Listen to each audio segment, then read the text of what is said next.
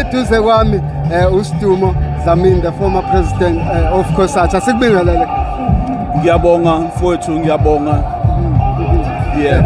Mhlawumbe singaqala nje sibuze ukuthi lolu suku lolu lusho ukuthini kubasebenzi eSouth Africa?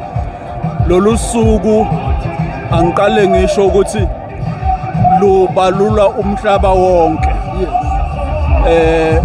Ngo-1886 abasebenzi baze bafa belwela amalungelo, but la eSouth Africa kugcine sekushawa imithetho yokuvikelwa kwabasebenzi after 1994. Singabasebenzi sisekela nabasebenzi sihamba ngaphansi kwaloyo uqonda i-understanding ukuthi sinamalungelo, abasebenzi banamalungelo. Namhlanje sibonile uNomvula Mkwanyana, a representative of the ANC, uMike Mabuyakhulu, uSihle Zikalala.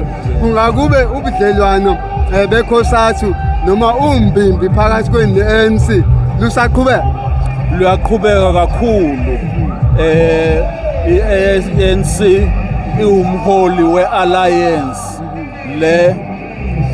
ne-SACP, ne-COSATU, ne-SANCO. So ubudlelwano bukhulu kakhulu, kubalulekile kakhulu.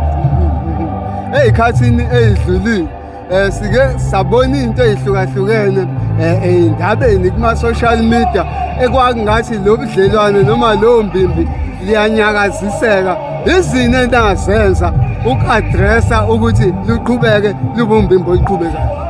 Uyabona nanjengoba sihlangene la, i-COSATU, i-SACP, i-ANC, i-SANCO, i-alliance le, kusho ukuthi bonke bayaqonda ukuthi ubumbano phakathi kwabo lubalulekile kakhulu ekuhlangabezaneni ney'nkinga abantu ababhekana nazo, kanjalo nokuvikela amalungelo asebenawo emsebenzini bengabasebenzi, nakuhulumeni bekhulumisana nawo ofanele ulalele ukuthi abasebenzi bathini.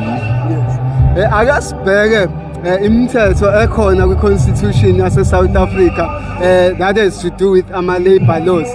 Ekuwukuthi over the time kuningi ukuhlukumezeka kwabasebenzi okusenzakala. Yet imithetho ikhona, yet imithetho ayi-enforcewa.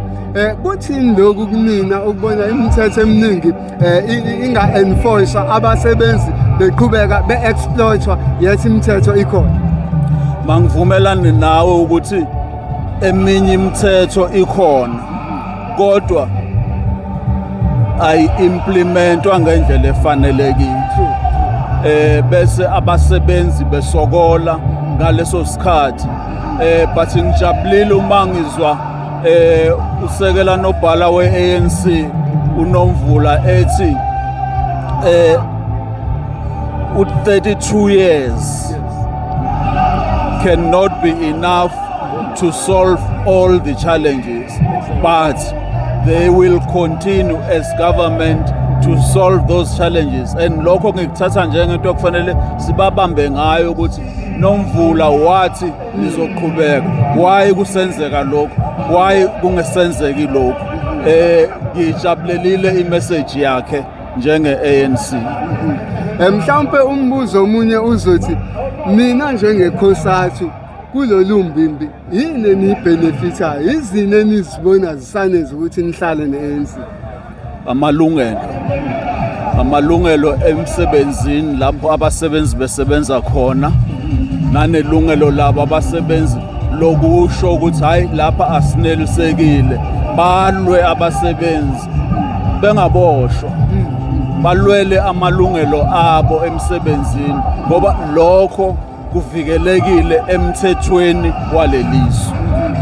Sesizovala nje eSouth Africa mawubheka manje imapeketwane ibheke phezulu, abantu balwa nesihlava sabantu bokufika abangenamaphepha abatholakala enkampanini ezihlukahlukene bethatha indawo yama-South Africans because bona bakwazi ukuvumela iholo elingaphansi kwe-minimum wage.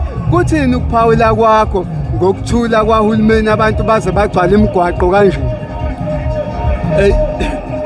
Inkinga leyo oyibekayo kuyinkinga kabili. Kunemithetho ekhona okufanele ukuthi ilandelwe ngabasebenzi abaqashiwe, whether bavela ngaphandle noma abase South Africa. Kuba khona abaqashi abangayilandeli leyo mthetho bese behlukumezeka abasebenzi, bese abasebenzi besole laba abokufika ukuthi yinina enasuke nangena la emsebenzini wethu. Sithi ke ikhosathu kumele isho loudly ukuthi uhulumeni lungisa le yankinga. Ikhosathu ayifuni ukuthi abasebenzi bahlukunyezwe emsebenzini. Mangikusho lokhu at a personal level, I was born in Swaziland. Ngayishiya eSwaziland ngina 5 years ngaba la eSouth Africa.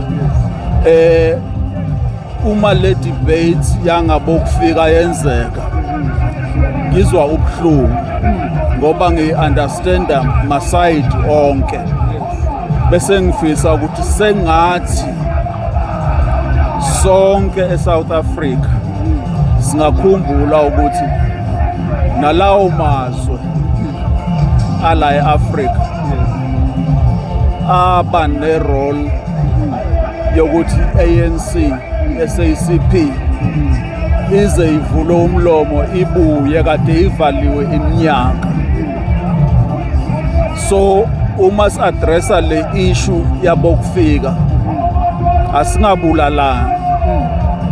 Izwile ukuthi kuba khona nokuhlaselwana kwabantu, kushiswe nemizi yabantu, akukuhle lokho, but ayilungiswe inkinga. Angikuphiki lokho, kumele ilungiswe inkinga. Yebo. Sesivala nje mhlawumbe ubona wenza kanjani ukhongolose kuma local elections ngoNovember? Noma siqale kanje iSACP izovota nawo noma izozimela ku-ballot paper, ikhosathu izovota nabo noma izozimela ku-ballot paper? Ake ngikufanele kusengami nje. Ngikuyi-Central Committee mina ye-Communist Party. Ngiyimember ye-ANC. Ngiye ngaba ku-NEC ye-ANC. SACP yathatha lesi sinqumo ngo-2022 ukuthi izo-contesta ama-elections. Ngangikhona nami kulowo mhlangano. Inkinga is around how you process things. Asingakhohlwa ukuthi i-disunity iyona edala inkinga. Asimanage i-alliance properly. Ngithandile uma bekhuluma nge-United Alliance here. Mhlawumbe ne-SACP yocabangisisa ukuthi hayi sifanele siqhubeke si-contest alone kuma-elections. Bese ke ngiza uthayini i-SACP nekhosathu. Ikhosathu uzwile la. Ikhosathu imiyodwa nje kahle nje. I-supporta i-alliance elidwa yi-ANC. Yeah. So abasebenzi ngamalungelo abo-ke abanawo ngamunye banawo ithuba lokuthi badecide ukuthi bayovota kanjani. Mina nje ngiyovota i-ANC. Angingabazi lokho. Asibonge ngesikhathi sakho. Ngiyabonga kakhulu.